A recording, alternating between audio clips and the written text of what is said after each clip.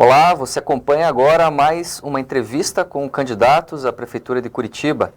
Esse debate visa garantir um espaço de debate para que o curitibano e a curitibana possa conhecer melhor os seus candidatos. A gente espera ajudar você nessa escolha. Esta é uma iniciativa da TV Profissão, canal 67 pelo satélite Star One C2. As retransmissões ocorrem também pela ISTV, canal 15 da NET Curitiba e RMC TV, canal 5 da NET para a região metropolitana de Curitiba. Nós contamos hoje com a presença da candidata Camila Lanes, do Partido Comunista do Brasil, PCdoB. Mas antes de apresentar a candidata, a gente tem aqui a mensagem do TRE.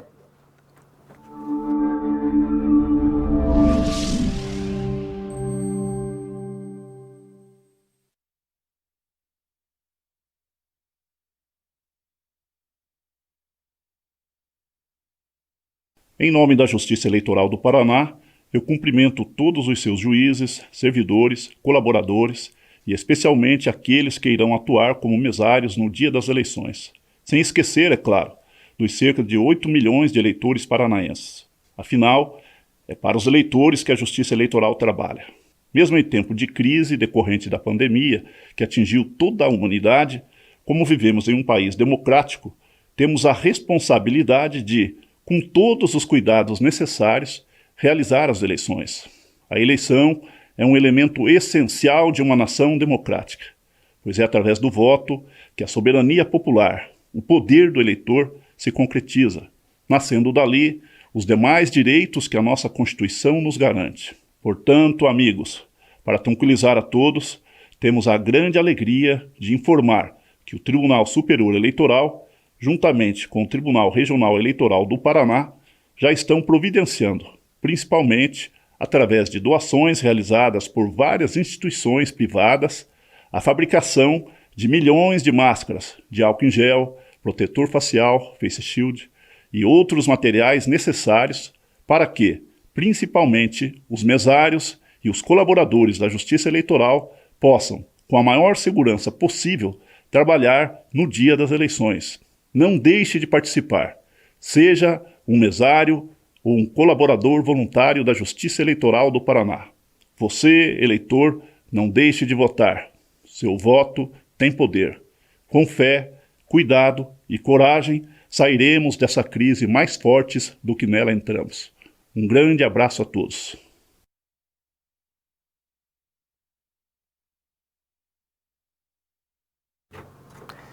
Voltamos então aqui com a entrevista com os candidatos, lembrando que hoje nós recebemos aqui a Camila Lanes, que é do PCdoB. A Camila, que tem 24 anos, é a candidata mais jovem à prefeitura do Brasil nestas eleições. É estudante de letras, português e espanhol, foi presidenta da União Paranaense dos Estudantes Secundaristas e também da União Brasileira dos Estudantes Secundaristas. Camila, seja bem-vinda a esse nosso debate. Bom dia a todos e todas, muito obrigada pelo convite. Fico imensamente feliz em mais uma vez conseguir expor aqui as ideias desse debate que é necessário ser feito na cidade e espero que ao longo dessa entrevista a gente possa aqui dividir, eu possa em especial dividir um pouco do que eu desejo à cidade de Curitiba. E me acompanha aqui no estúdio, da TV Profissão, também o jornalista e professor Mauri Konig, que acompanha aqui nesse nosso debate. Então, Mauri, muito bem-vindo também. Obrigado, Guilherme. Obrigado, Camila, por ter aceitado disponibilizado para vir aí para expor suas ideias, confrontar, de repente, ideias aqui também, né? Obrigado pela presença. Vai ser bem produtivo. Também compõe o time de entrevistadores com perguntas gravadas os seguintes nomes: Roger Pereira, jornalista da Gazeta do Povo; João Guilherme Frei, jornalista do Congresso em Foco; Felipe Oliveira, jornalista e diretor de comunicação da Câmara Municipal de Curitiba; Maureen Luque, jornalista do Plural; Rogério Galindo, também jornalista do Plural; Manuel Ramires, jornalista do Porém e do Senge; Kelly Ambrósio, jornalista da TV Profissão; Alexandro Teixeira, jornalista do Livre Jora e professor da Uninter. Também compõe o time Maura Martins, jornalista da Escotilha e professora da Unibrasil; Doacir Quadros, cientista político e professor da Uninter; Aquiles Batista Júnior, profissional de marketing, professor da Uninter; e também Lucas Máximo, cientista político e professor da Uninter. Lembrando que todos os 15 candidatos à prefeitura foram convidados formalmente por meio das suas assessorias para estarem aqui conversando conosco durante 40 minutos. As entrevistas estão sendo gravadas presencialmente, mas nós garantimos também a possibilidade de realização das entrevistas gravadas remotamente devido aos riscos de contágio pela Covid-19. Nós vamos então à nossa primeira pergunta. Eu passo aqui para o Mauri começar nosso debate. Então vamos lá. Tá bom. Camila, a gente sabe que o jogo político nem sempre é justo, nem sempre é limpo, ele é bruto muitas vezes. O seu partido bem sabe disso, né? Viveu na clandestinidade por um bom período em razão desse jogo. A gente tem uma situação não parecida, né? Um pouco similar ao que o PCdoB já enfrentou em outros momentos da história. Você sendo a candidata mais jovem do Brasil, 24 anos, como que você, com a tua pouca experiência ainda na política, embora você já tenha militado, né, em outros espaços, né? Mas como será a tua atuação, como você pensa em transitar nessa seara muitas vezes selvagem da política, em que tem esse jogo de trocas, enfim, e ainda mais num ambiente que ainda predomina, os homens, né, predominam nesse campo político. Como é que você pretende transitar? Eu agradeço a sua pergunta, porque é uma pergunta que poucas pessoas me fazem, né? A gente fala muito sobre a cidade, debate muitos pontos, mas quando a gente fala propriamente da política, a gente sabe que é um ambiente ainda muito privilegiado, é um ambiente de pouco acesso à população, em especial às mulheres. Eu tenho dito muito sobre como nós mulheres somos subrepresentadas aqui em Curitiba. Nós somos metade da cidade, mãe da outra metade, e nós não estamos presentes na prefeitura. 325 anos, a prefeitura nunca teve uma prefeita, a cidade nunca teve uma mulher à frente da administração. E uma jovem, muito menos, né? A gente vê, inclusive, na própria Câmara de Vereadores, a necessidade de uma renovação. E a renovação, que toda eleição as pessoas falam que nós precisamos renovar, mas ela também de costumes. Acredito eu que, se caso seja eleita, é óbvio que o meu partido, até pela sua própria legenda, ele tem uma diferença gritante com as demais legendas que nós temos já na Câmara. Mas, acima de tudo, eu prezo pelo diálogo.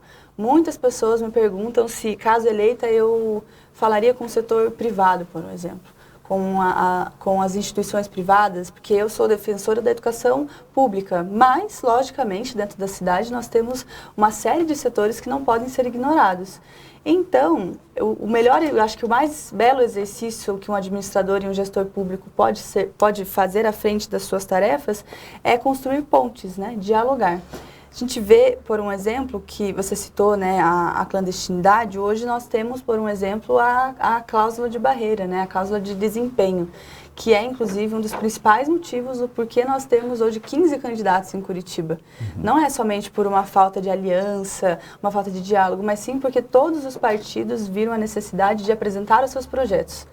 E, independente de quem vai ser eleito, ainda assim continua esse trajeto, né? As próximas eleições, inclusive, a cláusula deve apertar cada vez mais a forma como os partidos, em especial os mais pequenos, como é o caso do meu partido, que por mais que seja pequeno, ele tem toda uma atuação à frente da política. Então, a gente precisa sempre ponderar o diálogo e ponderar, acima de tudo, a responsabilidade que nós carregamos, né? Eu carrego hoje comigo uma grande responsabilidade, que é representar um projeto em uma cidade do tamanho de Curitiba, com a pouca idade que tenho. Nunca estive à frente da administração pública, mas, né, você precisa um dia estar lá para aprender também. Então, sempre, em algum momento, a vida à frente da administração pública, eu espero eu iniciar para conseguir, inclusive, junto a toda a bagagem que eu tenho no movimento estudantil, em especial, trazer alternativas e melhores soluções para a nossa cidade.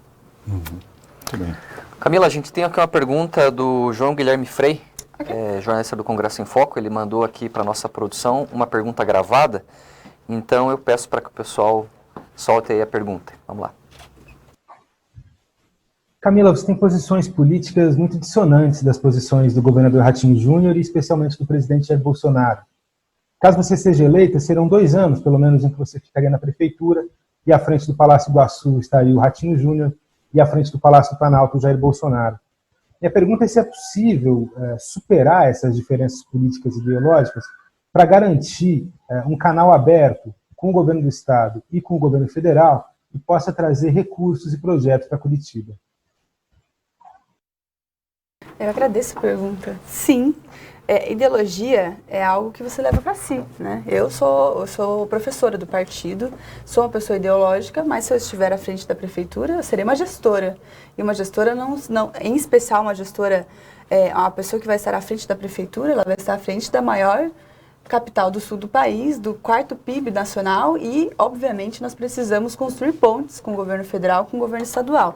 Eu, pessoalmente, politicamente, não concordo com muitas das questões que foram direcionadas recentemente por esses 2 gestores. Mas acredito que, acima de tudo, a gente precisa dialogar. Eu sempre falo sobre o diálogo, porque, acima de tudo, até mesmo o próprio Bolsonaro, o próprio Ratinho, eles têm, de formas distintas, inclusive entre eles, discordâncias. E eles conseguem, entre eles e entre os demais gestores do Brasil afora, os governadores, conseguir construir pontes, né? A gente vê, inclusive, o próprio Flávio Dino, tem um governador comunista no Brasil. O Flávio Dino hoje governa o estado do Maranhão. E lá ele consegue tanto falar com a direita quanto com a esquerda, manter diálogo com Jair Bolsonaro, manter diálogo com os demais governadores, sem perder, acima de tudo, a sua ideologia. E aí eu acho que a gente precisa também entender que o fato de eu ser comunista não significa que, se eu for perfeita, automaticamente Curitiba vira República Comunista. Pelo contrário, né? A ideia aqui eu tenho convicções e eu carrego elas comigo, mas se eu um dia estar à frente da prefeitura, se um dia eu for gestora pública, acima de tudo eu vou prezar a cidade e, acima de tudo, preservar as pessoas, né? Não vou governar para quem me elegeu, vou governar para todos e todas, independente de quem depositou o voto em mim ou não. Camila, uma das questões que a gente levantou, inclusive com alguns outros candidatos aqui, que estão mais nesse espectro da esquerda, né, dentro do campo político, de que nós temos várias candidaturas de esquerda, ou algumas candidaturas de esquerda dentre os 15 candidatos, ou 16, sendo que uma das candidaturas foi impugnada. Sim. Não seria mais racional, pensando numa estratégia, numa possibilidade de chegada a um segundo turno ou de disputa mais efetiva, concreta, né, com possibilidades de vitória, a coalizão desses partidos, desse agrupamento desses candidatos? É uma construção que leva tempo. Não foi a decisão de cada partido de esquerda, ou cada partido progressista lançar sua candidatura, não foi algo que foi feito da noite para o dia. Nós conversamos com todos os partidos, convidamos, inclusive, colocamos todas as nossas propostas, colocamos o que nós poderíamos recuar, o que nós podemos avançar, mas, como eu disse antes, a cláusula de desempenho obrigou os partidos a se apresentarem, porque aquele time que não joga não aparece. Então, a gente precisa, de fato, entender que, para a existência desses partidos na próxima eleição, para que a gente possa ver do PDT ao PSO, propriamente dito, que teve sua chapa impugnada, eles precisam se apresentar. E foi, de fato, feito um movimento, foi feito, o diálogo foi incessante, foram 6 meses de construção. No final das contas, a gente viu que isso não aconteceu. Mas tem um fato importante, que muitas pessoas me perguntam sobre a esquerda, né? Nós temos, contando até mesmo com o próprio PSOL, que foi impugnado, 16 candidaturas. Dessas 16, 6 são candidaturas progressistas. O restante parte para o campo da direita, do campo mais conservador. Então, eu ouso dizer que não é a esquerda que está fragmentada. A esquerda está lutando para sobreviver. Quem está fragmentado, de fato, é o outro campo, é o outro lado, que tem aí 10 candidaturas. O atual gestor, inclusive, conseguiu minar outras, teríamos mais candidaturas, né? Não seríamos só 16. Se a gente conseguir entender que, de um percurso para cá, existiram grandes figuras que já disputaram a eleição num período passado e que retiraram sua candidatura, então nós teríamos mais. Significa que, do lado de lá, eles também têm um projeto, e eu acho que lá eles estão até mais separados e mais perdidos. Para cá, por mais que não estejamos em uma mesma chapa, ainda assim permanece um respeito e uma hombridade entre as candidaturas de esquerda. A gente vê isso, até agora nessas atitudes que a gente tem tomado, dado que não existem mais espaços de debate nas emissoras tradicionais, então a gente tem realizado um evento que chama Palco Aberto, que é os deputados, os candidatos irem nas praças públicas falar com a população. E lá a gente vê, inclusive, o quanto o campo mais progressista ele consegue dialogar entre si, consegue ter respeito, consegue apresentar suas propostas, mas apresentando cada uma vez as suas diferenças. Já o outro lado não consegue. O outro lado, ontem eu observei inclusive alguns ataques entre eles, sendo que ali o propósito era se apresentar. Então, acredito eu que vamos trabalhar aí para os próximos anos, quem sabe a gente consiga, porque a próxima eleição, inclusive, a gente precisa de uma grande frente ampla para conseguir até traçar como nós vamos garantir que o Congresso Nacional ele passa a ser um Congresso mais popular. Muito bem. Mauri. Então, o seu partido, como esses, em geral, né, os partidos de uma matiz ideológica mais de esquerda, lutam por uma presença maior do Estado na vida das pessoas, né? Ao contrário de partidos mais neoliberais que propõem algo diferente. Nós tivemos um caso recente, até que o presidente Bolsonaro recuou com o decreto 10.530, que previa, em última análise, a privatização das unidades básicas de saúde. Ao contrário disso, o seu plano de governo fala em desprivatizar alguns serviços, né, de Curitiba. Mas o plano de governo não especifica, né, quais exatamente seriam esses serviços. Eu queria entender de você o que seria quais serviços, né, que na sua visão estão privatizados e que precisariam ser desprivatizados, e quais são e como se daria esse processo? Hoje em Curitiba nós temos 3 OSs que cuidam de UPAs, né, das unidades públicas de saúde. Essas unidades elas estão em um processo de terceirização que é o início do que nós podemos, num contexto geral, ver e analisar como uma privatização. Eu não sou contra a concessão com o setor privado.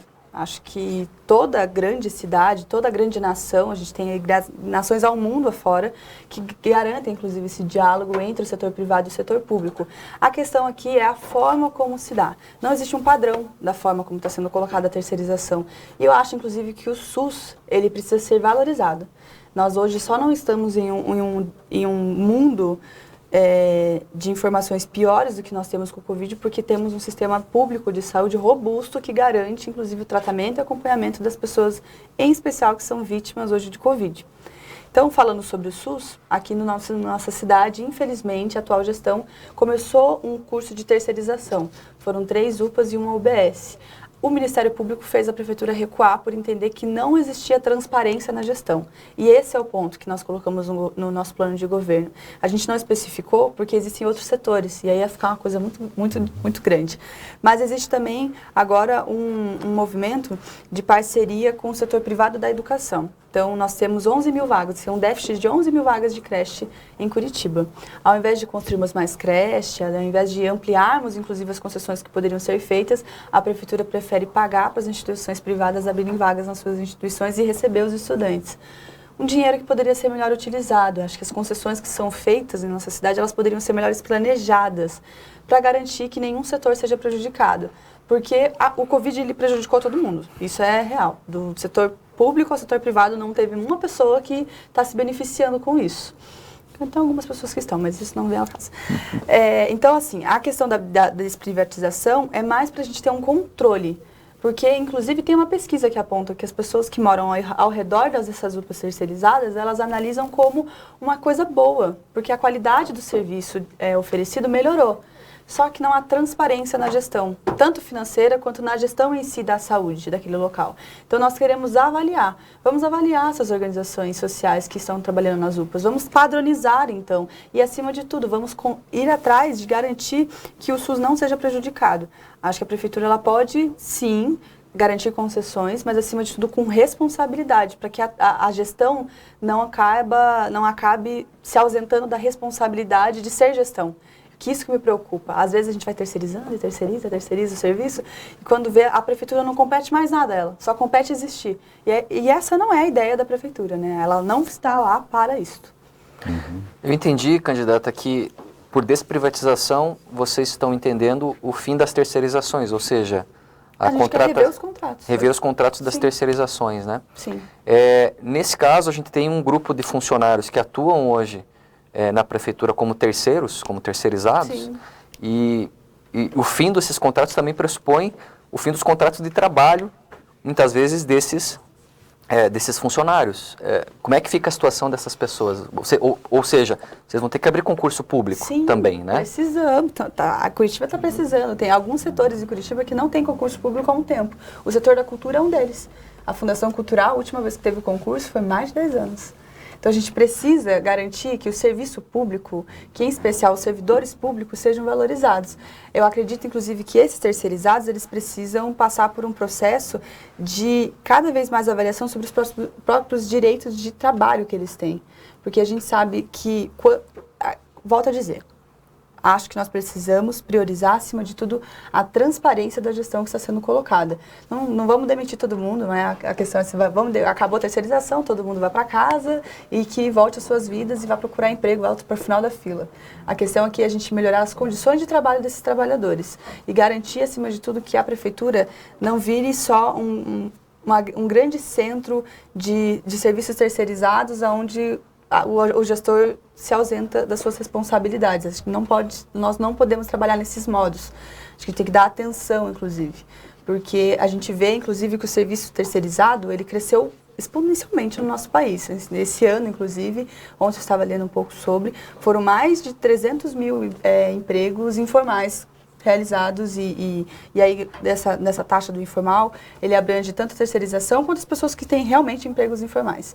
E nós precisamos cuidar disso, porque nós estamos falando de trabalhadores que muitas vezes não têm seus direitos garantidos porque eles não têm vínculo com a sua própria profissão, com o seu próprio ofício. E nós precisamos melhorar essas condições. Porque um trabalhador bem valorizado, um trabalhador bem qualificado, profissionalizado, um trabalhador que ele exerce melhor a sua profissão para com o seu ofício, com o seu cargo. E é isso que a gente quer falar, sobre a melhoria das condições de trabalho de todos os setores aqui na nossa cidade. Nós temos aqui uma pergunta também do Felipe Oliveira, que mandou aqui também uma questão gravada para nós aqui, do diretor da Câmara de Comunicação da Câmara Municipal de Curitiba. Roda lá. A cidade é feita de gente. Um dos principais impactos da pandemia é a saúde mental das pessoas. A consequência da convivência familiar, algumas com crianças em casa, os idosos isolados, as pessoas praticamente sem opções de lazer, tudo isso trouxe prejuízos, alguns permanentes, no núcleo familiar. Na sua avaliação, qual é o papel do prefeito na qualidade de vida das pessoas e quais as propostas para reverter esse quadro social? O papel do prefeito é ser um bom gestor à frente da sua cidade, né? Um gestor, inclusive, que preserve vidas. Tenho falado muito sobre isso. Não há gestor, não há projeto de governo, não há plano de governo que vai ser executado no ano de 2021 se nós não controlarmos a pandemia. Porque não há consumo, não há comércio, não há escola, não há cultura, não há lazer, não há esporte que se mantenha, inclusive, em situações onde as pessoas elas têm medo de sair de casa, como a gente tem observado. Tenho feito campanha na rua, tenho visto muitas pessoas sem máscara, e na rua, andando, sem máscara, não é a máscara no queixo, sem a máscara. Tenho visto pessoas cada vez mais se somando a aglomerações, e nós precisamos pensar nisso, porque existe um impacto, inclusive, psicológico. A saúde mental da cidade, ela está abalada. Porque não é fácil você ficar em casa recluso por muito tempo, e em especial se você não tem condições de acesso à internet, se você não tem condições de se manter dentro de casa com conforto. Isso estressa a nossa população. E nós precisamos pensar sobre isso. Ano que vem é um ano onde muitas pessoas, em especial muitos candidatos, têm colocado sobre o retorno das aulas. Um exemplo, o retorno das aulas. Eu sou contra o retorno das aulas em meio à pandemia. E aí tem vários pontos do porquê eu sou contra, em especial porque é colocar em risco a comunidade toda, a cidade toda. Falar em voltar às aulas é falar que voltou a cidade. Porque a escola não se coloca, nem a escola nem a universidade aqui, colocando, não é só professor e estudante. Existe equipe pedagógica, equipe administrativa, auxiliar de limpeza, auxiliar administrativo, existe toda a segurança, existe, enfim, uma série de pessoas que constroem essas instituições. O que nós precisamos? Planejar o ano de 2021. O próximo gestor, ele precisa, antes de tomar qualquer decisão, entender que ele precisa convocar a sociedade civil organizada, os sindicatos, as organizações, o próprio governo, para conseguir dialogar e conseguir entender como que nós vamos, por um exemplo, rastrear a disseminação do vírus. Porque tudo que nós falamos, qualquer pauta que nós falamos, a pandemia ela é um eixo da pauta. Porque a pandemia ela é um ponto que hoje nos coloca, inclusive, um grande limbo, né? O que será o ano de 2021? Ninguém sabe. O meu maior medo, inclusive, é como que nós vamos passar o ano novo. Como que as pessoas elas vão reagir à maior festa do ano? Elas vão ficar dentro de casa ou elas vão sair de casa? Cabe ao gestor, em especial, conscientizar. O atual gestor, ele poderia, por exemplo, enfatizar cada vez mais a importância das pessoas não saírem para as ruas, não se aglomerarem, conseguirem ficar dentro de casa. Testagem em massa, vacina, rastreamento da disseminação do vírus. Esses são 3 pontos que eu falo muito e falo abertamente, porque eu acho que são 3 pontos que podem trazer de Curitiba um controle maior sobre a disseminação. Nós precisamos garantir que a vida volte ao normal, mas para isso a gente precisa preservar as vidas. E aí cabe a nós também entender que a gente precisa ousar, em especial, em tratamentos e dispositivos públicos, claramente, até pelo SUS, para conseguir atender essa demanda, porque muitas pessoas têm agora desenvolvido depressão, ansiedade, estresse e outras demais características, em especial de umas pessoas que ficam reclusas muito tempo sobre um mundo onde você liga a TV e é todo dia uma notícia, é todo dia uma bomba, é todo dia um caos e os números crescem e não são só números, não são só números. Então a gente precisa ter muito cuidado e o gestor precisa ter sensibilidade com isso, muita sensibilidade, porque a sensibilidade é a palavra da vez. E que tipo de ações concretas um prefeito pode tomar, ou uma prefeita pode tomar, para resolver questões como essa que o Felipe aponta na questão? Acredito que, acima de tudo, a questão que envolva a saúde. Nossa proposta de governo fala sobre, por exemplo, as UBS se tornarem postos de testagem em massa, para os bairros em especial, né, já que elas têm esse papel de garantir a aproximação da população. E nós precisamos falar também sobre as nossas equipes de saúde, porque nós estamos falando aqui da população fora do hospital. Eu fico preocupada com quem está dentro do hospital. Então, um dos principais pontos que a gente faz e a gente levanta é a valorização da saúde. Acho que o setor da saúde, se não é o prioritário para o ano que vem, ele precisa ser a meta zero do município. Porque nós não podemos fechar UPAs, nós não podemos andar para trás, nós não podemos dar passos atrás, a gente precisa avançar na ciência, na tecnologia, na pesquisa, garantir que se um dia for aprovada a vacina, independente de onde seja a vacina, pode ser dos Estados Unidos, pode ser de Cuba, pode ser da China, pode ser da Rússia, pode ser aonde for, se ela for aprovada, se os dispositivos legais aprovarem a eficácia dela, nosso município vai precisar garantir a vacina para as pessoas. Começando pelos grupos de risco, garantindo toda a distribuição, né, claro, porque também não dá para se imaginar que a gente vai conseguir 2 milhões de vacinas da noite para o dia, não é assim. Então, o setor da saúde tem que ser privatizado, ó. Tem que ser prioritário, tem que ser uma questão de saúde pública, uma questão de urgência no município. Uhum. Então, eu queria mudar um pouquinho de assunto, Camila. Ok. Mas também de um tema que mexe com a vida da cidade inteira, que é o transporte, transporte público, né? Deslocamentos em massa de pessoas todos os dias para ir ao trabalho, para ir em diferentes lugares, enfim.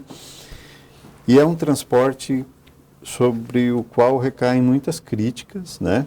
Pelo preço da tarifa, pela qualidade, né, dos veículos, né, dos ônibus, enfim. Embora tenhamos também muitas qualidades no transporte, mas também tem seus defeitos. E os contratos com as empresas vencem em 2025, né?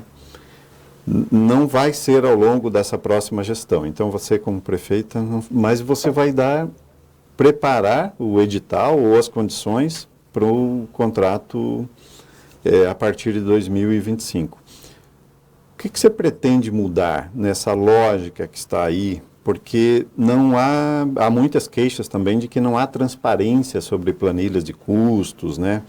Que eleva a tarifa, que eleva o subsídio que o município tem que dar ao transporte coletivo, né? O que você pretende fazer nessa área? Vamos lá, muitas questões, porque o transporte público, ele é nosso carro-chefe, né? Curitiba, ela é modelo hoje no Brasil. Quem não conhece Curitiba pelos tubos, pelos aqueles ônibus que tem a sanfona, que quando as pessoas vêm de fora, elas ficam abismadas com o tamanho do ônibus. Elas falam, meu Deus, que ônibus bonito. Nós precisamos rever a qualidade do transporte, rever o preço do transporte. Nós pagamos hoje uma tarifa mais alta do que quem mora na capital de São Paulo tem metrô. E eles têm metrô, nós não temos. E a gente paga mais caro que eles. Por quê? Porque existe uma questão que é a tarifa técnica e a tarifa do usuário. Primeiro, alguns dos pontos que nós queremos levantar sobre essa questão da licitação das empresas, primeiro, uma série de irregularidades, por um exemplo, se amanhã o gestor atual decidir romper o contrato com a Urbis, ele vai pagar 8 bilhões para a Urbis. Isso está previsto em contrato. E isso é impossível, porque o nosso orçamento é 10 bi. Como que você vai dar 8 bi para a empresa de ônibus? Acabou o orçamento da cidade, fecha a cidade, todo mundo vai embora e é isso, não tem. Então nós precisamos revisar aquele contrato. Primeiro, não só pelo rompimento do contrato, mas também por algumas questões que estão apresentadas lá, como a empresa que é contratada só pode ser contratada se ela tiver 20 anos de experiência. Quem tem 20 anos de experiência no transporte público da cidade, se não a atual empresa que está licitada? E, em especial, os trâmites que são colocados. Hoje, o cálculo que ele é utilizado para, inclusive, corresponder a esse assalto que chamam de tarifa, é um cálculo que faz tanto pelo número de usuários, e hoje nós temos um número muito baixo, são 300 mil usuários do transporte público em Curitiba. Há 10 anos atrás, a gente tinha 1,5 milhão. Aonde foram parar os restantes? O descontentamento com a qualidade do serviço também faz com que as pessoas parem de utilizar ele. Então, nós precisamos baixar a tarifa, e é possível. O Tribunal de Contas já falou sobre isso, a Ordem dos Advogados já falou sobre isso, todos os sindicatos que falam sobre transporte público falaram sobre isso. Somente a atual gestão e, em especial, a empresa não aceitam isso, né? Nós tínhamos até alguns anos atrás o domingueiro. R$1 a tarifa no domingo, você podia desfrutar da cidade que você constrói tranquilamente. Por que foi retirada? Nunca foi sequer respondido por que foi retirada. Então, nós podemos, sim, por um exemplo. A gente precisa rever, até você falou de custos. Sabe quanto custa um tubo para a cidade? Um tubo.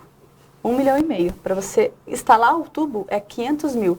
Isso significa que para o município, um tubo custa 2 milhões de reais. E este modelo de tubo é ultrapassado. E eu não digo que ele é ruim, mas ele pode ser melhorado. Uma coisa que eu sempre falo para as pessoas que usam ônibus, reparem. Você não vê o trabalhador lá, o cobrador que fica no tubo, tendo direito à água e ao banheiro, porque no tubo não tem. E o tubo, ele foi feito há 20 anos atrás para ser um local de acesso rápido ao ônibus. E hoje a gente sabe que não existe isso. As pessoas, elas param, elas ficam lá dentro esperando o ônibus, e às vezes o ônibus está lotado, elas ficam 2, 3 horas não. Ficam 20, 30 minutos lá dentro. Então, nós queremos melhorar a condição do próprio tubo, fazer dele um local onde você, depois do dia inteiro de trabalho, possa sentar no banquinho para aguardar o ônibus chegar. Que tenha lá, a gente tem os livros que ficam dentro dos tubos, que você possa ter um espaço para você aproveitar e fazer a sua leitura, ou até mesmo para descansar, porque o dia foi corrido. Então, e em especial, tudo isso revendo o valor de todas essas construções. Então, nós queremos dialogar, né? Obviamente, muitas pessoas me perguntam, você vai romper com a Urbis? Não, gente, não é possível romper com a Urbis. Mesmo que eu seja eleita, tem um contrato previsto, ele precisa terminar esse contrato para ser renovado ou não. E as nossas expectativas é dialogar, em especial com os empresários dos ônibus, que receberam recentemente aí um grande subsídio da prefeitura, para conseguir primeiro entender que o transporte público não tem que ser numa ótica de lucro. É uma ótica do direito. É um direito básico que garante que milhões de pessoas venham para a cidade, trabalhem na cidade, garantam a economia da cidade e depois retornem para suas casas. E este direito não pode ser colocado como uma breve e uma simples mercadoria. Ele é um direito. Então, nós não podemos ser a cidade, a capital do Brasil, com o valor mais alto da tarifa e a pior qualidade do transporte. Porque hoje, você dividir com 12 pessoas o metro quadrado dentro de um ônibus, pagando R$ 4,30, não é qualidade de transporte público. Pelo contrário. Então, precisa ser revisto muitas coisas. E a nossa proposta, inclusive, é rever desde o edital até a contratação e, em especial, abrir a tal da caixa preta da Urbis, todo mundo fala dela, mas abrir ela e ao invés de que alguns já tiveram a oportunidade de abrir, talvez se assustaram com o tamanho da bronca que deve ter lá dentro, fecharam a caixa e deixaram de ladinho. Nossa ideia não, é ir estudar e, acima de tudo, entender e fazer um exercício junto às empresas de ônibus de garantir que o lucro ele não seja o ápice do tratamento que nós temos com o transporte. Eu, como repórter, já tentei abrir essa caixa preta da Urbis há muitos anos. O problema é que tem ali, não é uma chave apenas, são pelo menos 7, né?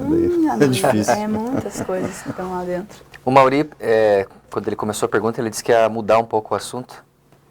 Eu vou voltar num assunto que você tocou antes, candidata, que foi sobre a questão dos servidores municipais. Ali você falou da terceirização, concurso público e tal.